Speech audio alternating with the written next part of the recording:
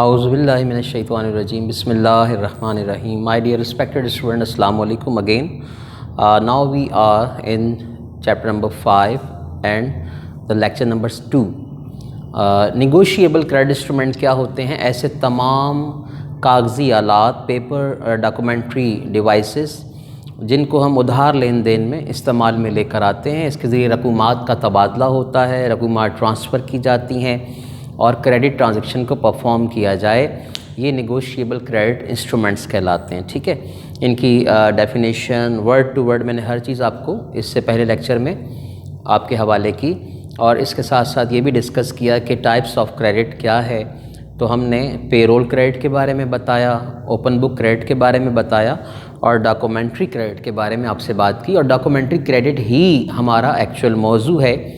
ٹھیک ہے، کہ ہم کیش کے علاوہ ہمارے پاس کون کون سے آپشنز ہیں جس کے ذریعے ہم رقومات کا لین دین کرتے ہیں. تو اس میں ہم سب سے پہلے ہم نیگوشیبل کریڈٹ انسٹرومنٹ نمبر 1 یعنی چیک کو ڈسکس کرنے جا رہے ہیں. مائی ڈیئر اسٹوڈنٹ، یاد رکھیے گا یہ نیگوشیبل کریڈٹ انسٹرومنٹ جو ہیں، ان پر جو قانون سازی ہوئی ہے، جو ان کے اوپر قانون کا انفورسمنٹ ہوتا ہے، اطلاق ہوتا ہے، زیادہ تر وہ ریفرنس کیا جاتا ہے 1881.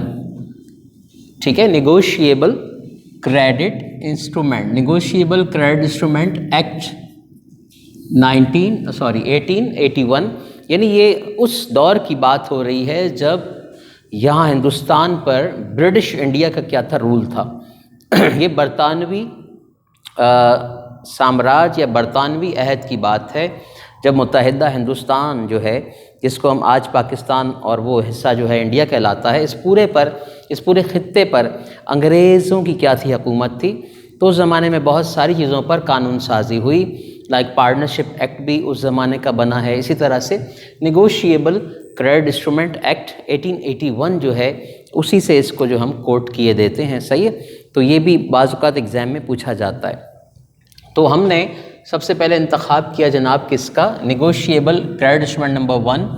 ہم سب سے پہلے پڑھیں گے کس کو، چیک کو.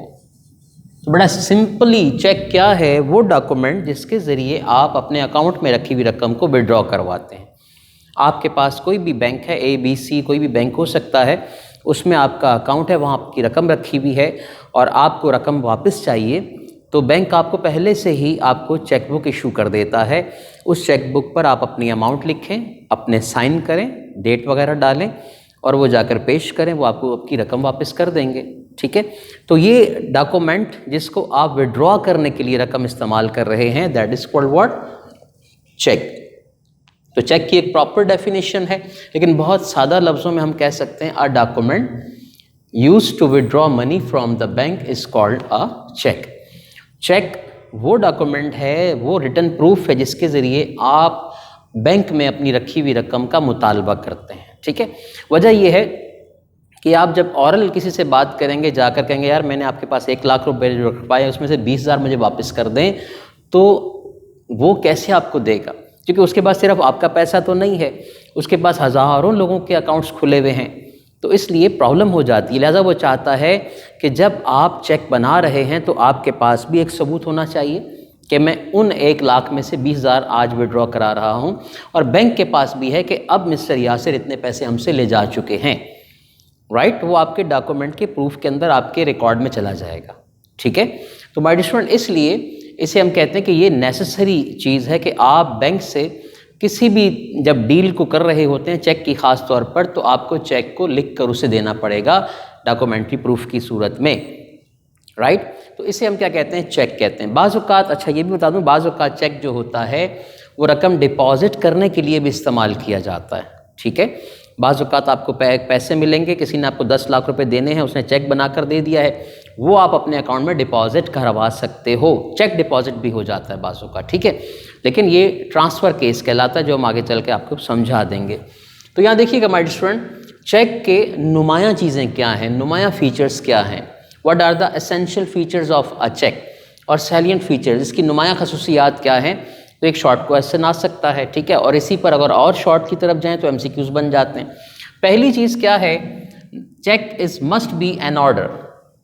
چیک ایک حکم نامے کی صورت میں جاری ہوگا، not in any kind of request, appeal proposal, ایسا کچھ نہیں ہے. نہ یہ گزارش ہے، نہ یہ درخواست ہے، نہ یہ التجا ہے، نہ یہ استدعا ہے. یہ صرف ایک حکم نامہ ہے. یو آرڈرنگ یور بینک، آپ اپنے بینک کو حکم دے رہے ہوتے ہیں. آپ نے چیک پڑھا ہوگا یقیناً، اس پر جو کانٹینٹس لکھے ہوئے اس میں کہیں بھی ظاہر نہیں ہوتا کہ یہاں پہ ریکویسٹ کی جا رہی ہے، اپیل کی جا رہی ہے، درخواست کی جا رہی ہے، استدعا کی جا رہی ہے، التجا کی جا رہی ہے. یہ صرف ایک کیا ہے؟ حکم نامہ ہے، جو کون جاری کرے گا؟ Account holder. اسی طرح سے cheque must be what? It must be unconditional. Cheque غیر مشروط ہوتا ہے. کنڈیشن کے معنی کیا ہوتے ہیں؟ شرط. انکنڈیشن بغیر کسی شرط کے. یعنی مطلب یہ ہے کہ جب آپ چیک بناتے ہیں اس پر نہ کبھی آپ نے دیکھا اور نہ کیجئے گا اف، بٹ، ادروائز، اس طرح کے الفاظ کہیں بھی استعمال نہیں ہوتے.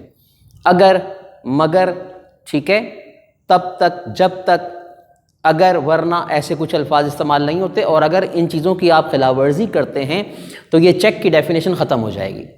چیک چیک نہیں رہے گا. ٹھیک ہے. تو کیا ہو گیا؟ یہ ایک حکم نامہ بھی ہے، پلس یہ انکنڈیشنل ہوگا. کنڈیشنل نہیں ہوگا کہ اگر میں آپ کو دے دوں مگر یہ ہوگا. No, simple unconditional document. Written form, it must be in written form.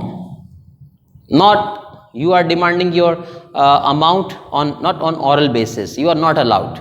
You must write it. آپ کو اس کو لکھ کر دینا پڑے گا. ٹھیک ہے. تو یہ ریٹن فارم میں ہی جائے گا. اورل بیسس پر آپ اپنی رقم کا مطالبہ نہیں کر سکتے بینک سے.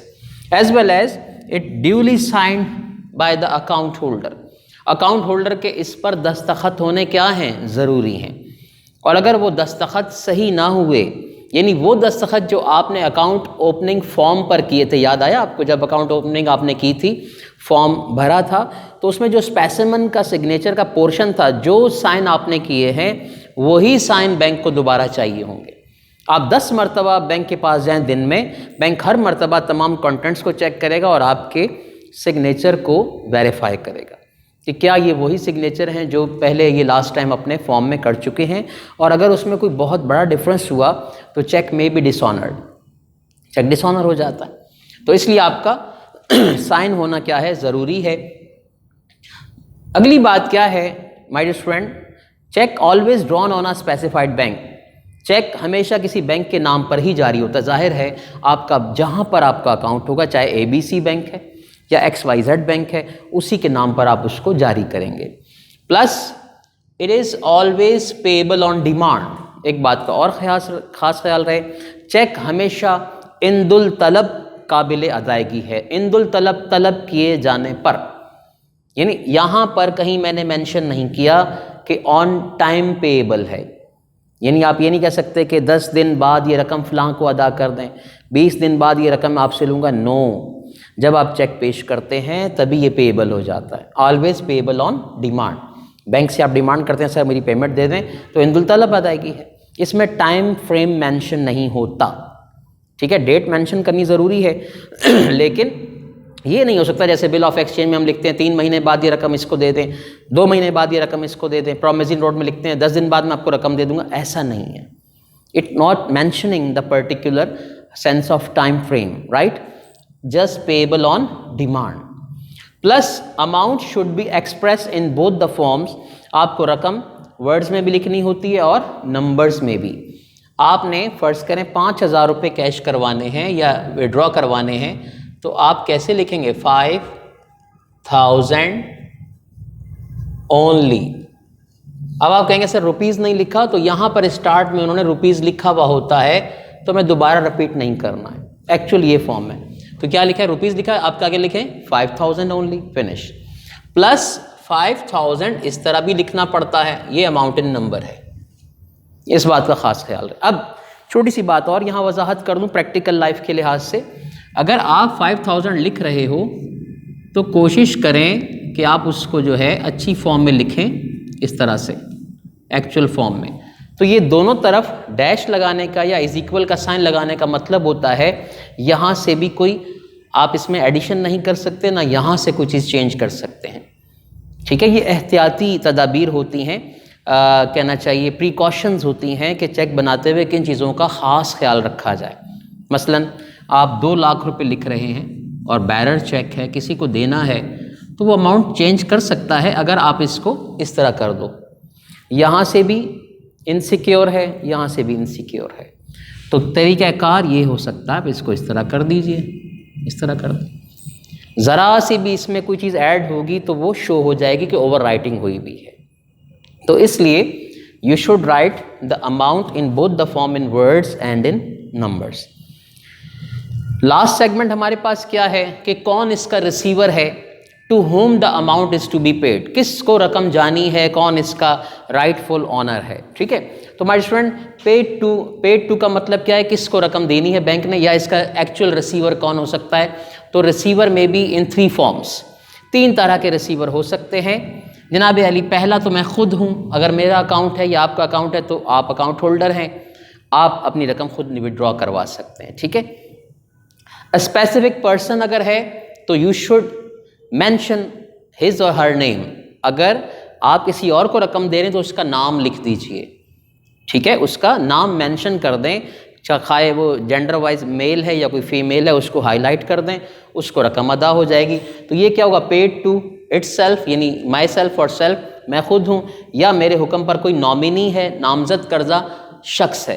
یا پھر تیسری شکل کیا ہے، اور ٹو دا بیرر.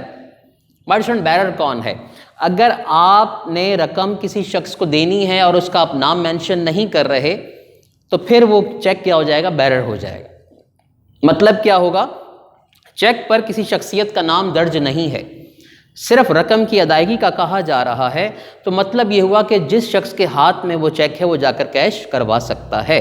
لہٰذا یہ لینے والا رقم کون ہے، یہ بیرر ہے.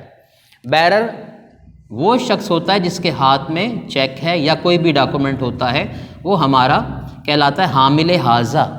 اردو میں خاص اس کے لیے لفظ کیا ہے، حامل حاضہ. حامل معنی جس کے پاس کوئی چیز ہو، حاضہ معنی یہ. ٹھیک ہے، مثلا میں اس مارکر کا حامل حاضہ ہوں، ٹھیک ہے، تو میں اس کا بیرر ہوں، اس وقت آنر نہیں ہوں.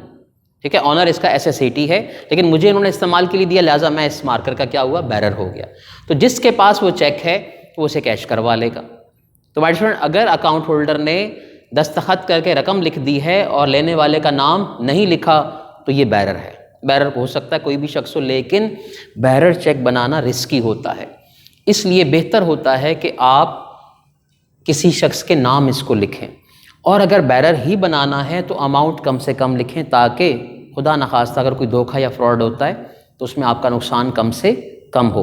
امید کرتا ہوں اس میں آپ مجھ سے سوال لازمی کریں گے آن لائن سیشن میں، اور اس کے علاوہ آپ مجھ سے ای میل پر بھی رابطہ کر سکتے ہیں. ٹھیک ہے، آج ہم نے کیا چیز پڑھ لی کہ چیک کیا ہوتا ہے اور چیک کے نمایاں فیچرز کیا ہیں. ٹھیک ہے، تو چیک کیا ہے، ایک آرڈر ہے جو انکنڈیشنل ہوتا ہے، ریٹن فارم میں ہوتا ہے، اس پر اکاؤنٹ ہولڈر کے دستخط ہوتے ہیں، یہ کسی بینک کے نام جاری کیا جاتا ہے، پیبل آن ڈیمانڈ ہوتا ہے، صرف اماؤنٹ اس میں ورڈز اور نمبر دونوں میں شو کرنا لازم ہوتا ہے. یہ رقم لینے والے کون ہو سکتے ہیں، میں خود ہو سکتا ہوں، میری جگہ کوئی اور ہو سکتا ہے، یا میرا بھیجا ہوا بیرر ہو سکتا ہے جس کا نام میں نے چیک پر شو نہیں کیا. اپنا بہت خیال رکھیے گا. آپ کی توجہ کا بہت بہت شکریہ. السلام علیکم ورحمۃ اللہ وبرکاتہ.